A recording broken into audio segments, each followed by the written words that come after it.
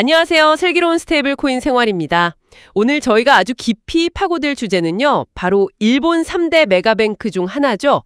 SMBC, 스미토모 미츠이 금융그룹의 스테이블 코인 전략입니다. 네, 안녕하세요. 특히 SMBC가 일본 시장에서 좀 독특한 길을 가고 있다고 하는데요. 바로 인증, 여기에 아주 집중하고 있다는 점입니다. 맞습니다. 이게 오늘 이야기의 핵심 키워드가 될 것 같아요. 인증.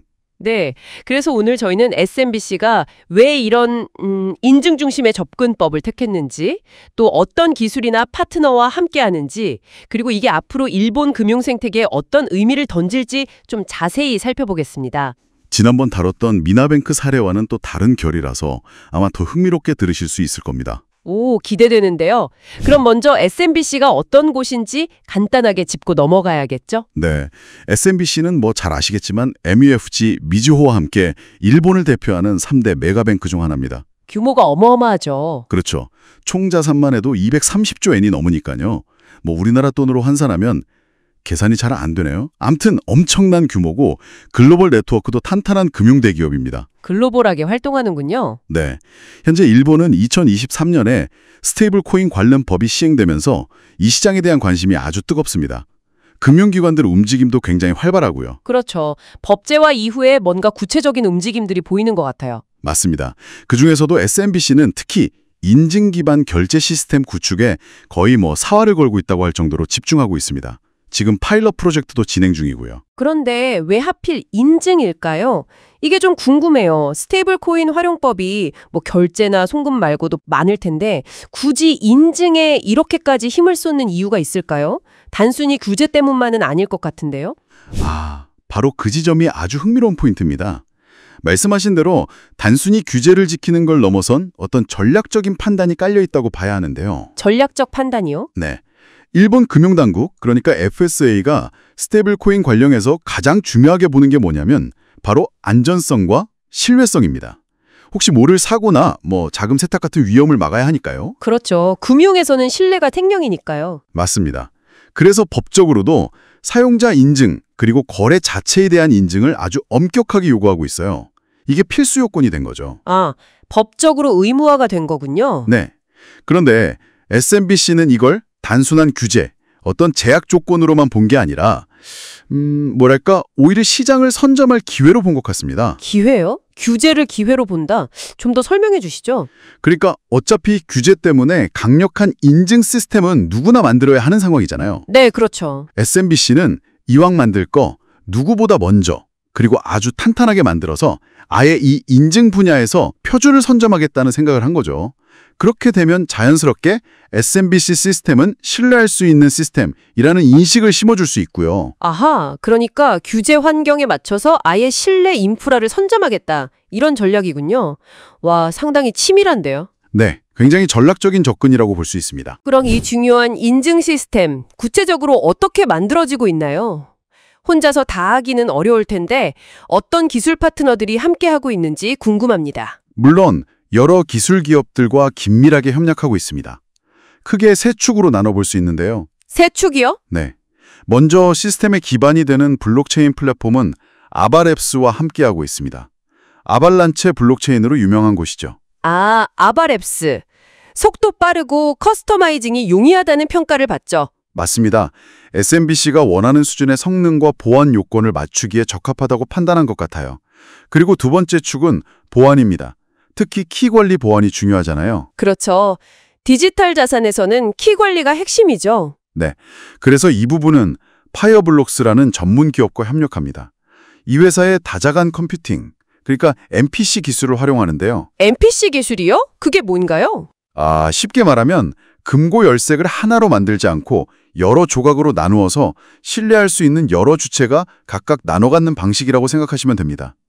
모든 조각이 모여야만 금고를 열 수 있으니 한 곳이 해킹당해도 전체 키가 노출될 위험이 훨씬 적어지는 거죠. 와, 훨씬 안전하겠네요. 그럼 마지막 세 번째 축은 뭔가요? 마지막은 사용자와 시스템을 연결하는 부분입니다. 아무리 기술이 좋아도 사용자가 쓰기 불편하면 안 되잖아요. 그렇죠. 사용자 경험, UX가 중요하죠. 네. 그래서 일본의 대형 IT 서비스 기업인 TIS가 이 역할을 맡고 있습니다. 사용자가 실제로 접하게 될 애플리케이션과 그 뒤에서 돌아가는 복잡한 블록체인 및 인증 시스템을 아주 매끄럽게 연결하는 역할을 담당합니다. 아, 정리가 되네요. 그러니까 아바랩스가 블록체인 기반을 다지고 파이어블럭스가 MPC 기술로 보안을 강화하고 TIS가 사용자 인터페이스와 시스템 연동을 책임지는 이런 구조군요. 정확합니다. 각 분야의 전문 기업들과 협력해서 시너지를 내겠다는 전략이죠. 그럼 이 야심찬 시스템, 언제쯤 우리가 실제로 볼 수 있을까요? 상용화 계획은 어떻게 되나요? 일단 계획대로라면 올해 하반기, 그러니까 2025년 하반기에 파일럿 프로젝트를 시작할 예정입니다. 오, 얼마 안 남았네요. 네. 그리고 여기서 얻은 데이터나 개선점들을 바탕으로 내년 상반기, 2026년 상반기에는 상용 서비스를 출시하는 것을 목표로 하고 있습니다. 생각보다 빠르네요. 그럼 이 시스템이 상용화되면 구체적으로 어떤 분야에 활용될 수 있을까요? 활용 분야는 정말 다양하게 논의되고 있습니다. 대표적으로는 RWA, 즉 실물 자산 연계 토큰 투자가 있어요. 예를 들어 부동산이나 미술품 같은 자산의 소유권을 토큰화해서 거래하는 거죠. 아, RWA 요즘 정말 핫하죠. 그렇죠. 이 시스템을 통하면 예를 들어 도쿄에 있는 아파트 지분을 제가 사고 싶을 때 이 거래가 법적인 문제 없이 안전하게 이루어질 수 있도록 구매자인 저와 판매자, 그리고 그 자산 토큰의 소유권까지 확실하게 인증해주는 역할을 하게 될 겁니다. 거래의 신뢰도를 높이는 거죠. 와, 상상만 해도 흥미로운데요. 또 다른 분야는 없나요? 물론이죠. 일상적인 소비자 결제 분야도 생각하고 있고요. 또 기업 간 B2B 대규모 송금에도 활용될 수 있습니다. 국경 간 거래 같은 경우에도 이 인증 시스템이 적용되면 훨씬 안전하고 효율적으로 진행될 수 있겠죠. 그렇군요. RWA 투자부터 소액 결제, 기업 간 송금까지 정말 다양한 분야에서 법적 인증을 기반으로 한 안전한 거래 환경을 제공하는 게 목표군요. 네, 핵심은 법적 인증 기반이라는 점입니다. 이게 SMBC 전략의 차별점이죠. 그런데 앞서 잠깐 언급했지만 경쟁사인 MUFG 같은 경우는 좀 다른 전략을 취하는 것 같아요. 거기는 좀 더 개방적인 플랫폼을 지향하는 것 같던데. 맞습니다. MUFG는 프로그래맛이라는 플랫폼을 통해서 다양한 기업들이 들어와서 여러 종류의 스테이블 코인이나 토큰을 발행하고 유통할 수 있는 일종의 장터를 만드는 데 집중하고 있습니다. 훨씬 개방적인 모델이죠. 그렇죠. SMBC랑은 방향이 좀 다르네요. 업계에서는 SMBC의 이런 인증 집중 전략을 어떻게 평가하고 있나요? 좀 틈새 시장 전략처럼 보이기도 하는데요. 네, 정확히 보셨습니다. 전문가들은 MUFG가 넓은 장터를 구축해서 시장 전체를 가져가려는 전략이라면 SMBC는 거래의 가장 근본적인 요소인 신뢰, 즉 인증이라는 특정 분야에 집중해서 이 틈새 시장을 확실하게 장악하려는 전략으로 분석합니다. 틈새 시장이지만 어떻게 보면 가장 중요한 시장일 수도 있겠네요. 그렇죠. 모든 거래의 기본이니까요. 그래서 더 큰 그림에서 보면 만약 SMBC의 이 인증 시스템이 성공적으로 안착하고 정말 표준처럼 인식되기 시작한다면 다른 금융기관들에게도 영향을 미칠 수 있습니다. 다른 금융기관에도요? 어떤 영향일까요? SMBC가 구축한 이 강력한 인증 기술이나 프로세스를 일종의 표준 모델로 제시할 수도 있다는 거죠. 일본에서 스테이블코인 사업하려면 이 정도 인증은 기본으로 갖춰야 한다는 분위기를 만들 수도 있고요. 그렇게 되면 일본 전체 스테이블코인 생태계의 기초 인프라를 다지는데 기여하는 역할까지 할 수 있게 됩니다. 와, 이건 단순히 한 은행의 전략을 넘어서는 파급력이 있을 수도 있겠네요.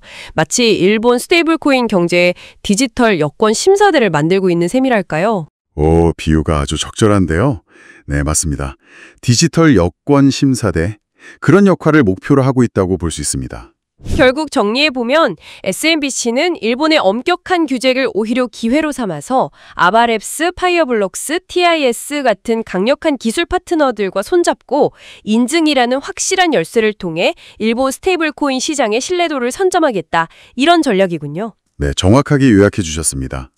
규제를 발판 삼아 신뢰의 표준을 만들겠다.